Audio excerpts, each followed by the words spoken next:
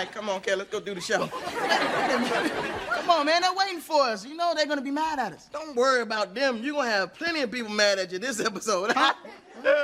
Come on, Blackjack. Kenny, wait a minute. Who's gonna be mad at me?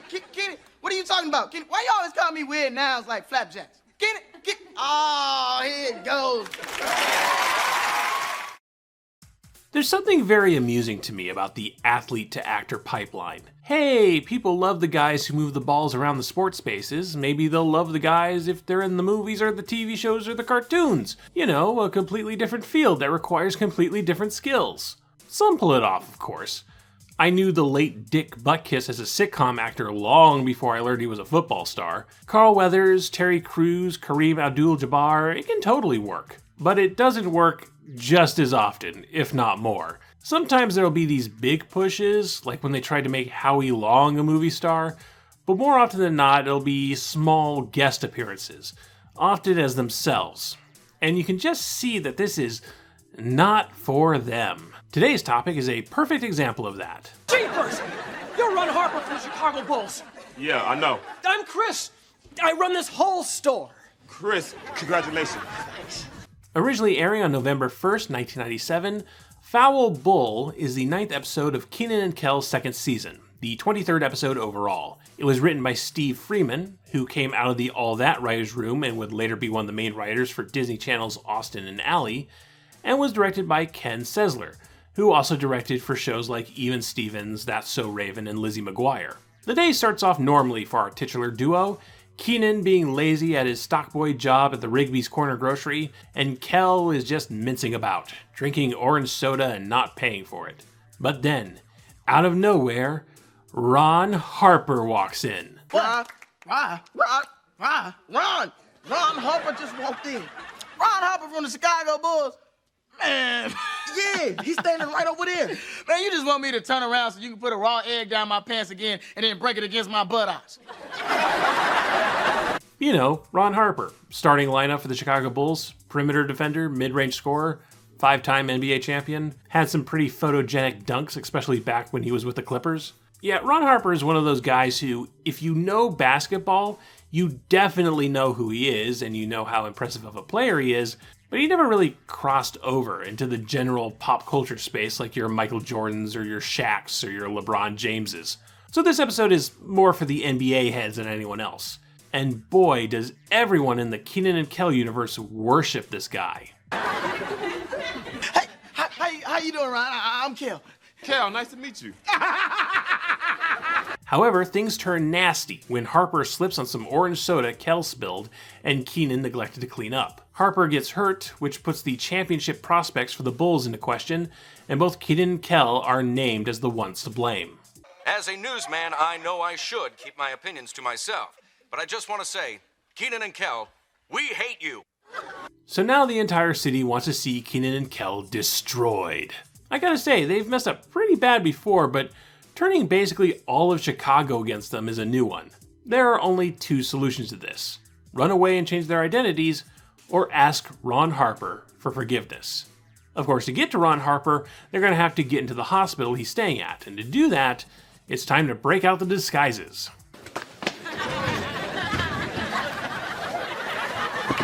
Now remember, act pregnant. All right. What follows is Kenan and Kel running around, disrupting random patients, and trying to lie their way past the staff. It's like Hitman meets the Three Stooges. Foul Bull is a fun little farce. Not an all-timer for this show, but a good showcase of Kenan Thompson and Kel Mitchell's comedic talents. They would have been 18 or 19 when they filmed this episode. It's impressive. Ron Harper? He's not a very good actor, but he's barely in the episode anyway. The amount of hate aimed at Kenan and Kel for what they did to Harper can feel absurd, but I think that begs the question. Just how screwed would the Chicago Bulls have been if Ron Harper had gotten benched for an injury? Well, it's time for some dollar store John Boyce. Let's see if we can figure this out. We don't know exactly when in the timeline this happened, but the episode was probably filmed early in 1997. Seeing as how many people are anxious about it, some important games must be coming up. So we're going to simulate the first bracket of the 1996-1997 NBA playoffs, which in our timeline eventually saw the Chicago Bears defeating the Utah Jazz for the championship. So the obvious thing to do is to wipe out every point and assist Ron Harper makes. However, since the Bulls can't have only 4 players on the court, we'll have to substitute someone in. I'm going to go with Steve Kerr, the Bulls' go-to guy when they need to replace a point guard. It's not a bad substitute. Kerr is one of the most accurate three-point shooters in NBA history. In fact, in our timeline, Kerr scored the winning shot for the championship. We'll then add a multiple of their performances in each game by how many additional minutes they play. So, for example, if Kerr played 10 minutes and scored 6 points, but then bumps up to 15 minutes to cover for Harper, he'll have scored 9 points. All fractions are rounded down here. Of course, we don't want to overwork Kerr, so when he would normally play in these games, we'll sub in Randy Brown, who barely got any court time, so he'll stay relatively fresh. That's a problem though, because Brown has only a few minutes most games and often didn't score at all. Instead of using his individual game stats, we'll take his overall season stats and divide them up by minutes played, and then we'll plug in those values for however many minutes he ends up in the court in this alternate timeline. In this case, he scores a 2-point field goal for every 8 minutes, an assist every 9 minutes, and a 3-pointer pretty much never. So beginning on April 25th, 1997, the number 1 seed Bulls take on the number 8 seed, the Washington Bullets. Game 1, Harper scored 10 points, 3 field goals, a 3-pointer, 1 free throw, plus 3 assists for another 6 points. However, Kerr more than makes up for that, scoring an adjusted 25 points. Kerr did so much better that game, scoring more baskets, making all his free throws, and only having 1 fewer assist. Brown scores 4 points plus 2 assists, resulting in Chicago ending with 4 fewer points in this timeline than they did in ours. But they already had such a dominant lead, they win anyway. Dropping Harper from Game 2 results in 6 lost points. Kerr doesn't do as well this night, and Brown is just chugging along, resulting in Chicago losing the game by only 1 point. Game 3, Ron Harper has a weaker showing, only scoring 7 points. There isn't enough time difference for Steve Kerr to make much of an impact, but Randy Brown, the workhorse, pulls things up, and Chicago actually wins with 3 more points than they did in our timeline. Now, this formula is far from bulletproof. It doesn't take into account things like blocked shots, steals, turnovers, and the math we do here is pretty broad. It also can't simulate a game from scratch, which we need to do when the Bulls lose a game they would normally win and we end up with an extended playoff bracket, so things kind of have to stop here. This is not science. I'm sure some of you heterosexuals can come up with a better system. But I think it's an interesting exercise to which we can conclude that Ron Harper was good for the team, but maybe not as critical to the Chicago Bulls as Kenan Kell would lead you to believe. He certainly wasn't as critical to the win as players like Michael Jordan or Scottie Pippen.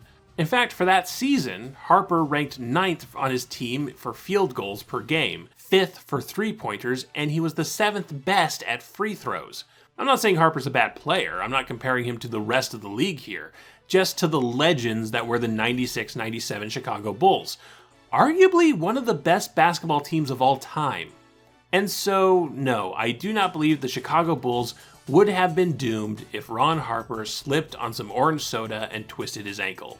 Now, Kenan Kell takes place in Chicago, so they could have hurt any Bulls player and had the mob after them. Except maybe Dickie Simpkins. But I can't help but feel the idea was pitched for a player with a bit more of a public profile. But then Jordan would have been too expensive, Dennis Rodman would have been too controversial, Harper was probably the biggest player Nickelodeon could get. I'm making this all sound like it's a problem, but it's not really, it's just fun to talk about. This wouldn't be the first or last time an episode of television overinflated the ego of its guest star, and it's still very funny and entertaining. How does Foul Bull stack up to the rest of Kenan and Kel? Well, that's a video for another time. This was just a sample.